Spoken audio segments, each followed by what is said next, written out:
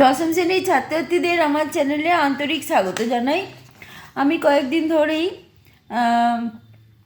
2025 সালে যে মাধ্যমিক পরীক্ষা হয়েছে তার কোশ্চেন পেপার সলভ করছি। দেখো, এগুলো আগেই বলে দিয়েছি।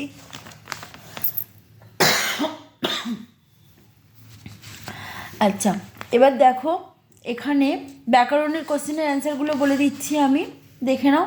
প্রথমে ব্যাকরণেরগুলো বলি। একটি মিশ্র বাক্যের উদাহরণ দাও জিজ্ঞাসা করা হয়েছে।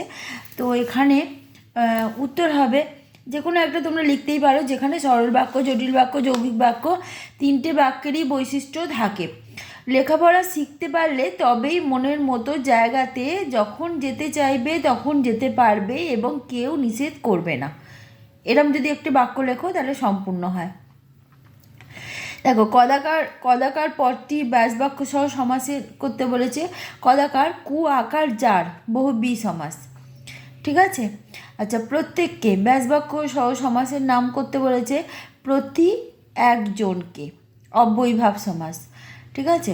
যুক্তির পথে হাঁটো ভাববাচ্য রূপান্তর করতে বলা হয়েছে। যুক্তির পথে হাঁটা হোক। দেখো, কর্তা প্রধান হচ্ছে কর্তৃবাচ্য, কর্ম প্রধান হচ্ছে কর্মে ভাব কর্মবাচ্য, আর ক্রিয়ার ভাব প্রধান হচ্ছে ভাববাচ্য। আচ্ছা, উক্তকর্তা কাকে বলে? কর্তৃবাচ্যের কর্তাকে উক্তকর্তা বলে। যেমন রামচন্দ্র রাবণকে বধ করেন, রামচন্দ্র এখানে উক্তকর্তা, ঠিক আছে। আমি ছিলাম কালি কলমের ভক্ত বাক্যটিকে প্রশ্নসূচক বাক্যে পরিবর্তন করতে বলা হয়েছে। এটা হবে আমি। দেখো, যখন থাকবে ইতিবাচক বাক্যকে নেতিবাচক বাক্যে পরিণত করে নিয়ে প্রশ্নটা করতে হবে। আর যদি নেতিবাচক বাক্য মানে বাক্যে না থাকে তাহলে ইতিবাচক বাক্যে বাক্যটাকে প্রশ্নসূচকে পরিণত করতে হবে। তাহলে এখানে হবে আমি কি ছিলাম না কালি কলমের ভক্ত, বা আমি কি কালি কলমের ভক্ত ছিলাম না, এরকম প্রশ্নটা হবে। আচ্ছা, এবার হচ্ছে কর্তৃবাচ্য থেকে ভাববাচ্য রূপান্তরের শর্ত কি? কর্তৃবাচ্যে কর্তার সাথে র যোগ করা হয় এবং ক্রিয়ার সাথে কর্তার কোনো সরাসরি সম্পর্ক থাকে না, ঠিক আছে। আচ্ছা, এবার হচ্ছে অনুসর্গযোগে করণ কারকের একটি উদাহরণ, যে পেন্সিল দিয়ে সে চমৎকার ছবিটি এঁকেছে। পেন্সিল দিয়ে হচ্ছে অনুসর্গ, আর পেন্সিল দিয়ে শব্দ দুটি একসঙ্গে বলা হয় করণ কারক। আচ্ছা, অপাদান কারকের শূন্য বিভক্তি। ট্রেনটি এখনই হাওড়া ছাড়লো, হাওড়া অপাদান কারক, আর এখানে শূন্য বিভক্তি হয়েছে। ব্যাস বাক্য কাকে বলে? অর্থ বোঝানোর জন্য সমাসবদ্ধ পদকে যে বাক্য বা বাক্যাংশের দ্বারা ব্যাখ্যা করা হয় তাকে বলে ব্যাস বাক্য। আবার বলছি, অর্থ বোঝানোর জন্য সমাসবদ্ধ পদকে যে বাক্য বা বাক্যাংশের দ্বারা ব্যাখ্যা করা হয় তাকে বলে ব্যাস বাক্য, ঠিক আছে। দেখো, সাবস্ক্রাইব করে নাও, সাবস্ক্রাইব করার খুব জরুরি। আর যখন ভিডিওগুলো দেখে তোমাদের উপকার হচ্ছে তখন একটা লাইক তো দিতেই পারো, এতে বেশি করে আমরা মোটিভেটেড হই এবং আরও বেশি এইরকম খেটে খুঁটে ভিডিও বানাতে আরও বেশি ইচ্ছা জাগে, ঠিক আছে। দেখো, কিছু শর্ট কোশ্চেন আছে এখানে, দেখতেই পাচ্ছ যে 2-1 শর্ট কোশ্চেন, যে আমি তার জামিন হতে পারি। এখানে কোশ্চেন হচ্ছে বক্তা কার জামিন হতে পারেন, ঠিক আছে। তাহলে উত্তরটা হবে বক্তা অপূর্ব ব্রিটিশ পুলিশ এবং তার বাবার বন্ধু নিমাইবাবুকে একথা বলেছেন যে তারা যে বিখ্যাত বিপ্লবী সব্যসাচী মল্লিককে খুঁজছেন এবং খুঁজতে গিয়ে অদ্ভুত দর্শন এবং অদ্ভুত সাজ পোশাক পরিহিত গিরিশ মহাপাত্রকে সাসপেক্ট করছেন, সেটা কিন্তু তাদের ভুল। এই বিষয়ে তিনি অপূর্ব নিজেই জামিন হতে পারে, ঠিক আছে। আচ্ছা, এর পরের কোশ্চেনে আসি। দেখো, বলেছে বিকেলে চায়ের টেবিলে উঠলো কথাটা, কোন কথাটা?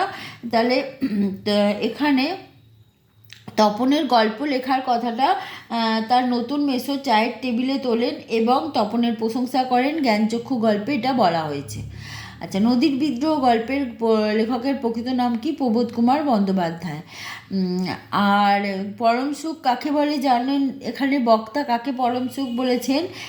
সকল সুখের বন্ধন থেকে মুক্ত হওয়াকেই বক্তা বিরাগী রূপী হরিদা জগদীশবাবুকে পরম সুখ বলেছেন।